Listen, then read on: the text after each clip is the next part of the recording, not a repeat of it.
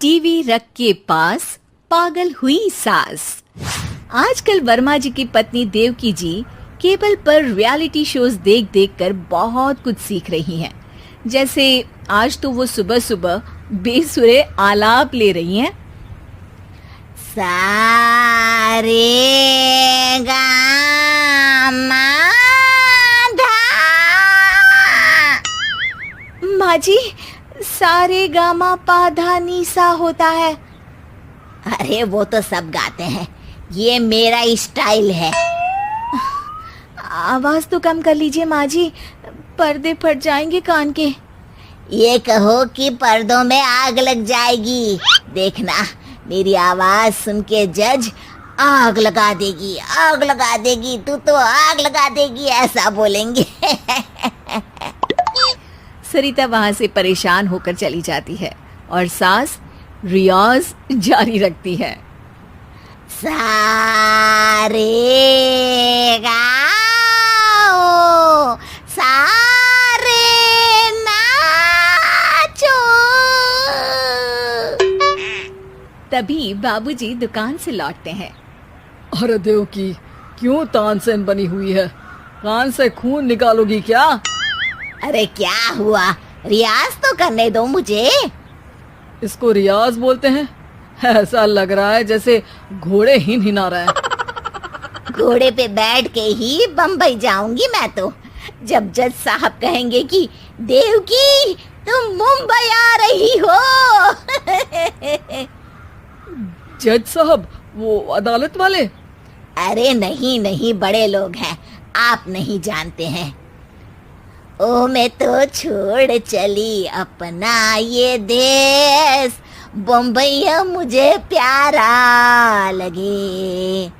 गाना गाती हुई देवकी चली जाती है और बाबूजी अपनी सरफिरी पत्नी के इस संगीत प्रेम की चर्चा करने बहू के पास चले जाते हैं। अरे सरिता बेटा, सुनो तो, ये तेरी सास को क्या हुआ है बेटा? सुबह तो अच्छा भला छोड़कर गया था इसे। सिंगर बनेगी अब वो। सिंगिंग रियलिटी शो में जाने की सुबह से तैयारियां चल रही हैं इनकी। हाँ, अब तो कोयल के सुर मेंढक छेड़ेगा। हे भगवान, सद्बुद्धि दो इसे। इधर बाबूजी भगवान को कहते हैं और उधर राधा रानी प्रकट हो जाती है, देवकी की मोहल्ले की सबसे पक्की दोस्त। क्यों री देवकी, काहे इतना गला फाड़ रही है? कोई चीखने चिल्लाने का कंपटीशन है क्या?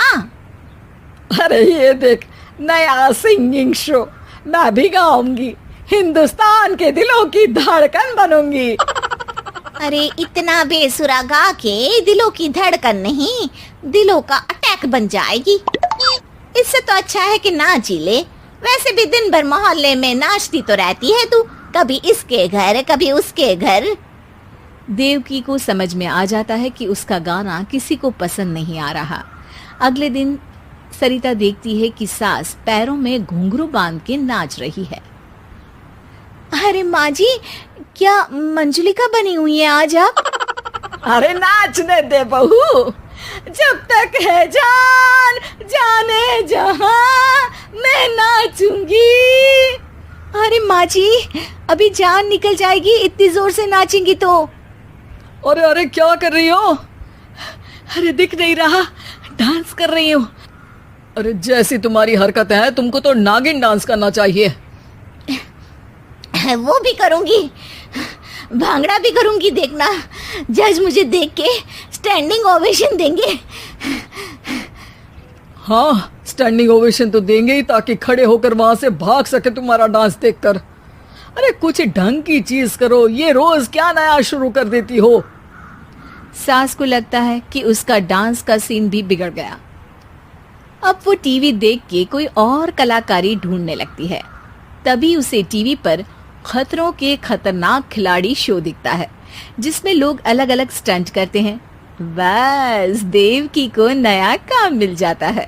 अगले दिन सुबह देवकी डंबल लेकर कसरत करने लगती है। माँ जी, ये क्या कर रहे हैं आप? अरे खरी जैसे बनकर खलबली मचा दूंगी। कल मैंने खतरों के खतरनाक खिलाड़ी देखा, और सोच लिया कि मुझे वही जाना है। हाँ बस। तभी वहाँ बाबूजी भी आ जाते हैं। अरे इतना भारी डंबल, अरे गिर मत जाना कहीं लेकर। अरे चुप करो, तुमसे कुछ नहीं होता इसका मतलब ऐसा नहीं कि मुझसे भी कुछ नहीं होगा। मैं तो खतरों के खतरनाक खिलाड़ी में जाने वाली हूँ। हाँ मैं तो इस शो में तभी गया था जब तुमसे शादी हुई थी। तुमसे शादी करना भी खतरों के खतरनाक खिलाड़ी में जाने से कम थोड़ी ना। अब चुप भी रहिए। अरे बहू, वो भारी वाला डंबल उठाकर ला तो। अरे ना ना माँ जी, आप संभाल लीजिए।